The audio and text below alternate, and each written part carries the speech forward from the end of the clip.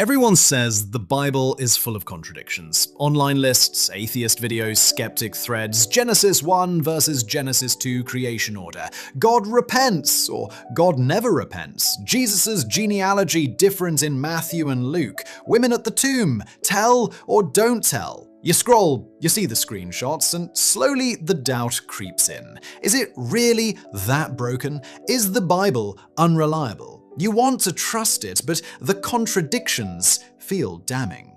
You've shared memes about it, maybe laughed it off with friends, but deep down, it lingers. What if they're right? What if the foundation collapses? But here's the surprising part. The Bible isn't full of contradictions. It contains apparent tensions, and most of them disappear when the text is read the way it was meant to be read. With context, with genre, with historical awareness. Not like a modern tweet thread, not like random quotes pulled from screenshots, but like an ancient collection of writings that spans centuries. Because the Bible is not one book. It's a library, 66 books written by more than 40 authors across roughly 1,500 years. History, poetry, prophecy, letters, wisdom literature, apocalyptic visions. And when different voices speak from different genres and perspectives, they don't always sound identical. But different doesn't mean contradictory. A contradiction only exists when two statements cannot both be true in the same sense at the same time. Most Bible tensions simply don't meet that definition. They are differences in emphasis, perspective, audience, or literary style. Once you see that, many famous contradictions start dissolving. Take creation in Genesis. Genesis chapter 1 and Genesis chapter 2. Critics say they conflict, but look closer. Genesis 1 gives the cosmic overview. Day 1, Day 2, Day 3, all the way to Day 6. It's structured, poetic, repetitive. God said, and it was good.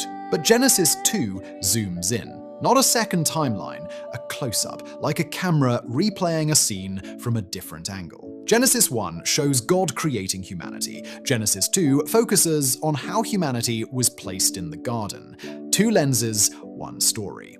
Here's another example. Does God change his mind? One passage says God relented. Another says God does not change. That sounds like a contradiction at first, but in the original Hebrew, the ideas are different. One refers to moral nature, God's character does not change. The other refers to relational response. When people repent, God responds with mercy. Nineveh repented, judgment paused. God's character stayed the same, but the relationship changed. Now consider the resurrection accounts. 4 Gospels, 4 witnesses, each describing the empty tomb. Critics point out the differences, but differences are exactly what you expect from independent testimony. One focuses on the angel speaking, another mentions 2 angels. One highlights Mary Magdalene, another highlights the group of women. It's like 4 people describing the same sunrise. Each notices different details, but the sun still rose, and all 4 Gospels agree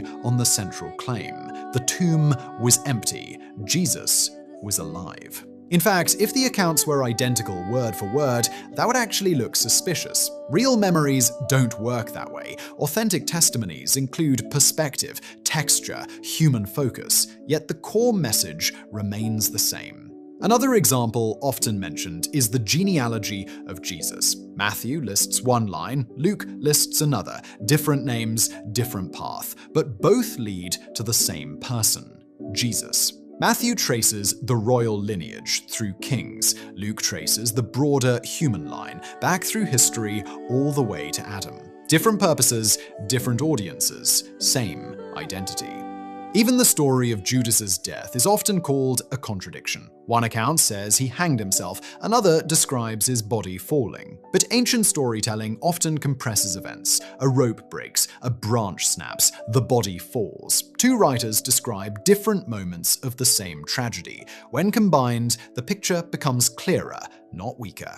The Bible often works like a mosaic. Up close, individual pieces may seem confusing, but step back and the image forms. There's also a famous proverb, "Answer a fool according to his folly." Then, immediately after, "Do not answer a fool according to his folly." At first, it sounds ridiculous, like the Bible contradicts itself in the same breath. But Proverbs isn't written as rigid rules. It's wisdom literature, guidance for real life, and real life is rarely simple. Sometimes responding to foolishness exposes it, other times silence is the wiser response. The tension is intentional, because wisdom isn't mechanical. Wisdom requires discernment, knowing when to speak and knowing when to stay silent.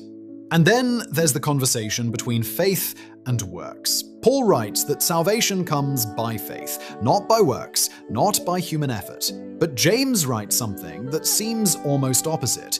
Faith without works is dead. Some people read that and immediately assume the Bible contradicts itself. But look closer. Paul is confronting legalism, the idea that people can earn salvation, that obedience can purchase God's grace. James is addressing a completely different problem: empty belief, faith that lives only in words, faith that produces no change. Two different problems, two different audiences, but one shared truth. Real faith transforms a life. If someone claims to believe, but their life never changes, James says something important, that faith may not be alive at all. And Paul would agree, because the faith Paul describes is never passive. It's living, it's active, it produces love, it produces obedience. So once again, what first looks like contradiction turns out to be two voices explaining the same reality from different angles.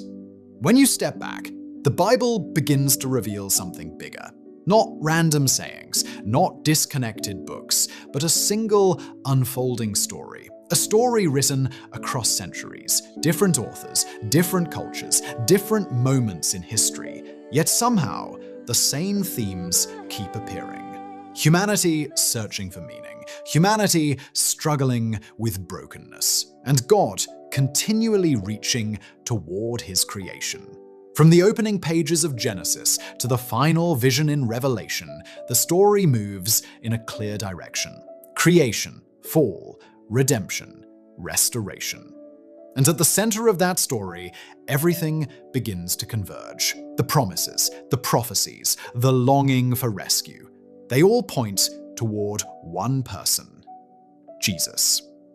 Which means the Bible isn't just a collection of ancient writings. It's a narrative, one that invites the reader to step inside it. And when you read it slowly, carefully, with patience instead of assumptions, many of the contradictions people claim to see start dissolving. What remains is something far more interesting: a layered text, a deep text, a story that has challenged and shaped minds for thousands of years. So the next time someone says the Bible is full of contradictions, maybe the real question to ask is this: have we truly taken the time to understand it? Because sometimes the problem isn't the text. Sometimes the problem is that we only read the surface. And truth rarely lives on the surface.